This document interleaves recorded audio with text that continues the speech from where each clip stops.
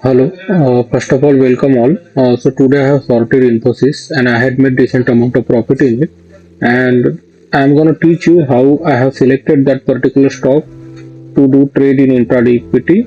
And I will also going to tell you whatever the targets I have set and whatever the stop loss I have put it, so that you can understand what was the thinking behind it and how I decided the targets and the stop loss regarding that particular stock. तो सबसे पहले तो सुबह जैसे 9:30 होती है मैं NSC की वेबसाइट पर आ जाता हूँ और उसके बाद में एनएससी में जो मार्केट डेटा वाला सेक्शन है उसमें हमेशा हम इक्विटी एंड एसएमई मार्केट वाला सेक्शन चेक करते हैं। तो उसमें दो तीन चीज़ें देखना बहुत ज़रूरी है। पहली बात तो ये जो एक्सेल फाइल ओपन होती है, not excel file, whatever this web format it is, तो ये जो फॉर्मेट ओपन होता है उसमें स्टॉक जो जिन स्टॉक्स में सबसे ज़्यादा मूवमेंट होते रहती है वो ऊपर या नीचे रहते हैं। तो आप देख सकते हो कि टॉप 4 में ये 4 स्टॉक्स थे, HDFC बैंक, इटर्नल मतलब जोमेटो, ICICI एंड इन्फोसिस। तो इन 4 स्टॉक्स पे मैं सबसे पहले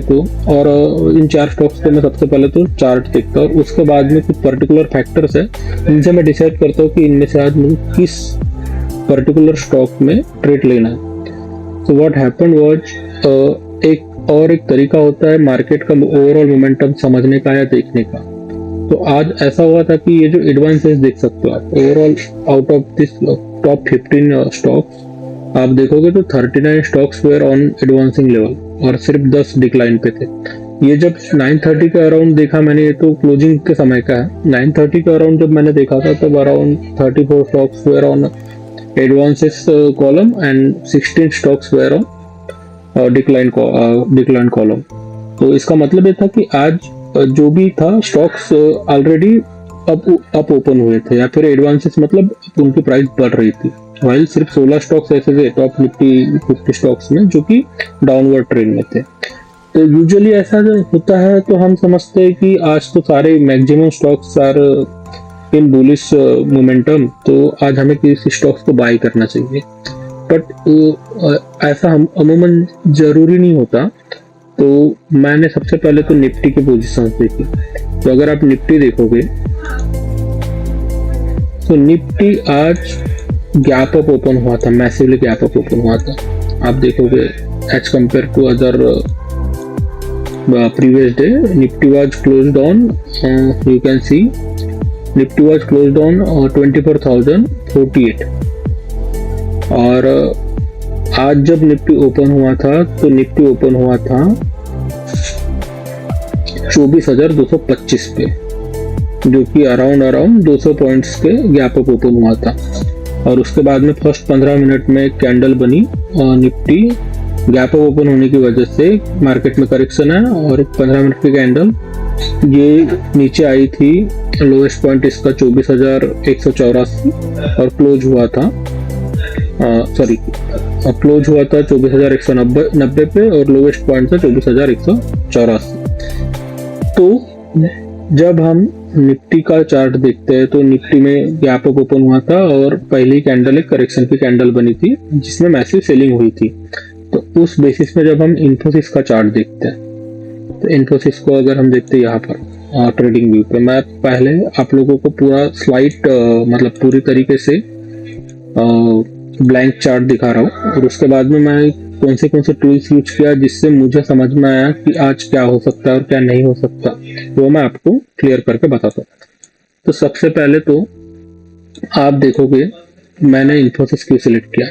तो इन्फोसिस अच्छी खासी ओवरनाइट बाइंग हुई है इन्फोसिस में, जिसकी वजह से इन्फोसिस की पहली कैंडल जो ओपन हुई थी 1141 पे, जो कि प्रीवियस डे की कैंडल आप देखोगे तो प्रीवियस डे की जो कैंडल लास्ट कैंडल थी वो क्लोज हुई थी 1119 पे।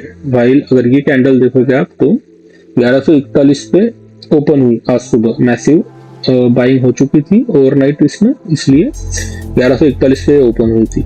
आप ये कैंडल को अगर देखोगे फर्स्ट 15 मिनट की कैंडल, तो इसकी बॉडी भी अच्छी बनी है, ऊपर भी अच्छा खासा वीक है, नीचे भी अच्छा खासा वीक है। अगर हम प्राइस एक्शन की भाषा में समझे तो ये काफी अच्छी हेल्दी कैंडल है।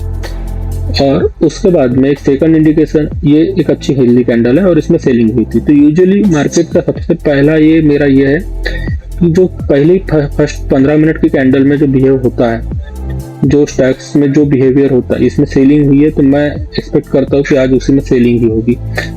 और दूसरा अच्छा खासा इंडिकेशन मुझे सेलिंग का इसमें ये अंदाजा आ चुका था कि ऑलरेडी ये गैप अप ओपन हुआ है ये स्टॉक इन्फोसिस, तो ये आज ये जो गैप है इसको फिल करने के लिए और नीचे आ सकता है ये स्टॉक। इस तरीके से इसकी डिक्लाइनिंग मूवमेंट हो सकती है। दूसरा और एक मुझे अंदाजा आ गया था कि ये आज सेलिंग हो सकती है इन्फोसिस में, वो था निफ्टी का चार्ट देखो और शुरुआत की 15 मिनट की कैंडल थी। निफ्टी भी गैप अप ओपन हुआ था प्लस अच्छी खासी मैसिव सेलिंग हुई थी। इसमें निफ्टी में भी अच्छा खासा वॉल्यूम है, तो आज सेलिंग हो सकती है, इसका मुझे अंदाजा था। तो इसलिए मैंने आप देखोगे तो इन्फोसिस को अराउंड 937 को मैंने शॉर्ट किया। तो शॉर्ट करने के पहले और एक इंडिकेशन होता है कि इस मतलब क्या पर्टिकुलर मोमेंट हो सकती है स्टॉक में। तो ये जो पहली 50 मिनट की कैंडल है, इसके अगर वॉल्यूम आपको अच्छा खासा नजर आ रहा है, उसके मूविंग एवरेज 20 मूविंग एवरेज के लाइन से अगर ऊपर नजर आ रहा है, तो वो भी एक बहुत बड़ा इंडिकेशन है आपको समझने का कि वो पर्टिकुलर स्टॉक किस डायरेक्शन में आज दिन भर बिहेव कर सकता है। सो व्हाट हैपेंड वाज, अगर आप ये मैंने वॉल्यूम हाइड करके रखा, मैं वॉल्यूम ओपन कर देता हूँ इसका। सो यू कैन सी कि ये जो वॉल्यूम पहला 15 मिनट की कैंडल है 915 की इन्फोसिस की, इसमें वॉल्यूम 20 mA लाइन से ऑलमोस्ट डबल था, डबल के ऊपर था। यू कैन से 2.2 टाइम्स या फिर 2.25 टाइम्स था। ओवरऑल एवरेज वॉल्यूम देखोगे तो आप 322 के का था और ओवरऑल वॉल्यूम 867 के का था, मतलब 867,000 और एवरेज था 322,000, मतलब 3,22,000 और 8,67,000 का ओवरऑल वॉल्यूम था। तो वॉल्यूम भी अच्छा खासा था, ऊपर से स्टॉक गैप अप भी ओपन हुआ था और अच्छी खासी एक सेल की कैंडल भी बनी 15 मिनट की इसमें, जिसकी बॉडी भी अच्छी है, वीक भी ऊपर ही था और नीचे भी था। और आप और एक इंडिकेशन में यूज करता हूँ जिसे समझ में आता है कि पर्टिकुलर स्टॉक कहाँ ये करेगा, लेकिन वो थोड़ा लेट बताता है, वो है वीवैप, जिसके ऊपर मैं बहुत खासा रिलाई करता हूँ, अच्छा खासा रिलाई करता हूँ। तो अगर आप वीवैप को देखेंगे यहाँ पर, लेट मी चेक इट, वीवैप को ऑन करते हैं तो वीवैप को आप देख सकते हो कि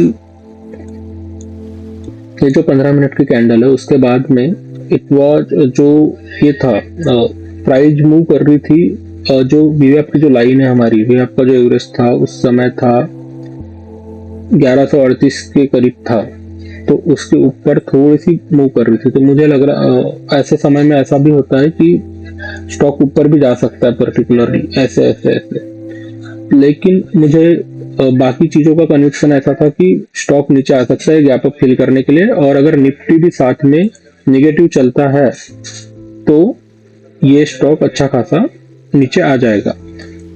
तो उसमें क्या हुआ कि मैं सबसे पहले तो मैंने 1137 के करीब मैंने 1137 अराउंड 937 को मैंने 1140.80 पे इसे शॉर्ट किया, मार्केट प्राइस पे शॉर्ट किया था। अगर मैं आपको 1140 दिखा दूं तो एक हॉरिजॉन्टल लाइन ड्रॉ कर लेते हैं हम, हॉरिजॉन्टल लाइन 1140.80 या अराउंड दिस। इसका हम कलर भी चेंज कर देते हैं, रेड, और टेक्स्ट भी लिख देते हैं। टेक्स्ट लिख देंगे हम इसे, व्हाट करना है टेक्स्ट में क्या लिखते चलता है, टेक्स्ट लिखने का ऑप्शन नहीं है इसमें कुछ, टेक्स्ट में लिखना है इसे। ये जो पर्टिकुलर हॉरिजॉन्टल लाइन है इसमें हमें लिखना है, टेक्स्ट लिख देंगे हम, यू कैन सी टेक्स्ट लिखेंगे सेलिंग पॉइंट।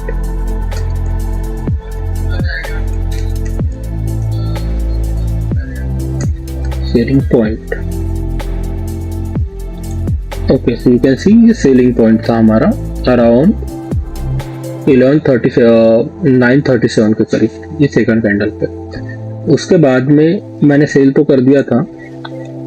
यू कैन सी मैंने ये जो मेरे ब्रोकर की साइट है उसमें 1140.80 पे मैंने सेल कर दिया था पर्टिकुलर ट्रेड। ये देख सकते हो आप 1140.80 पे।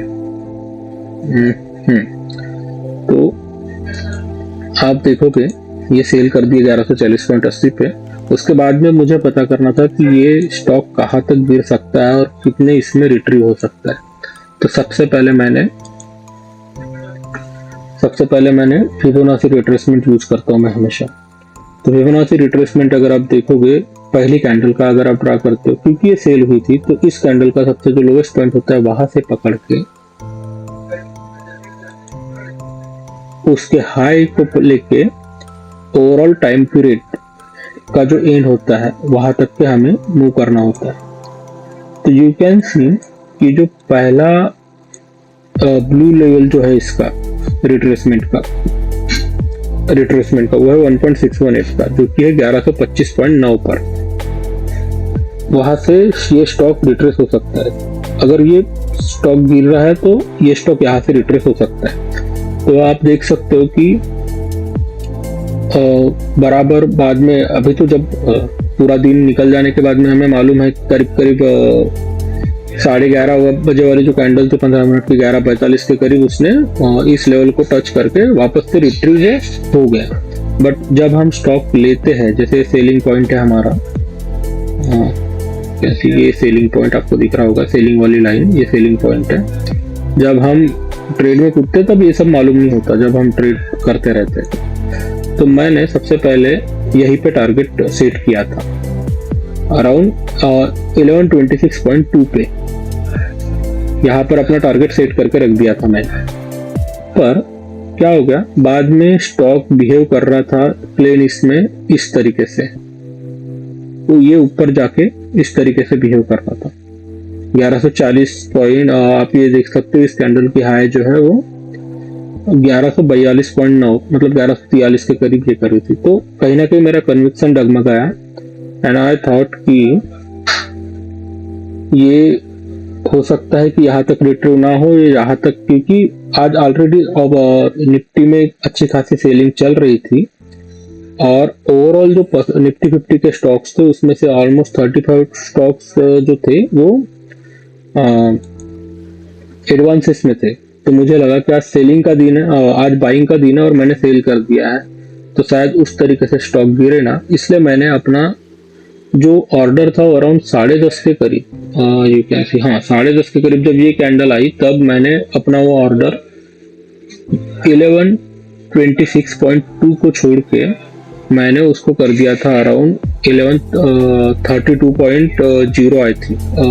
लेट मी सी मैंने क्या करके रखा था, 1132 पे मैंने ये करके रख दिया था। मैंने उस बाइंग को जोन को लाके रख दिया 1132 पे।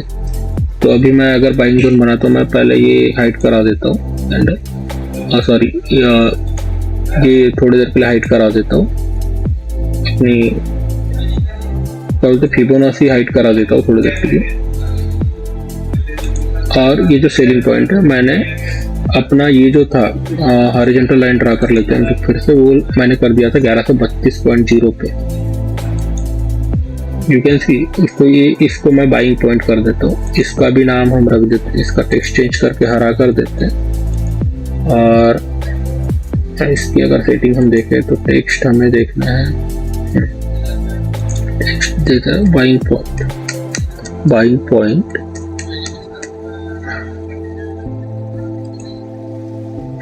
टेक्स्ट थोड़ा बड़ा कर देते हैं, बाइंग पॉइंट। सो या ये बाइंग पॉइंट, तो ये बाइंग पॉइंट हिट हो चुका था। अगर हम इधर देखते हैं, ये बाइंग पॉइंट हिट हो चुका था 11 बजे वाली जो कैंडल थी 11:15 के करीब ही हिट हो चुका था। और उसके बाद वो स्ट्रेट अप जो फिबोनाची का जो पॉइंट था हमारा, आप देखोगे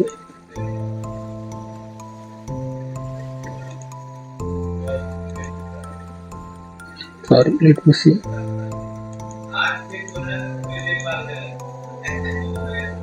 जो फिबोनाची का जो पॉइंट था हमारा, मैं फिर से ड्रॉ कर लेता हूँ, दिखाई नहीं दे रही है, कहाँ चलेगी।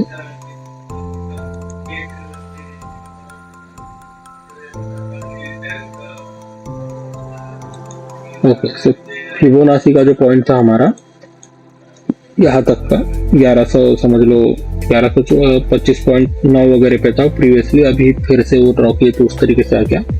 बट मैंने ये जो 1132 सिलेक्ट किया था उसका कारण ये था कि ये जो प्रीवियस लो जो था डे का, जो 9:15 कैंडल ने बनाया था, उसके करीब मैंने लाके रख दिया था अपना सेलिंग पॉइंट, बाइंग पॉइंट, क्योंकि मुझे लगा बस वो वहां तक आएगा और फिर से रिट्रीव हो जाएगा।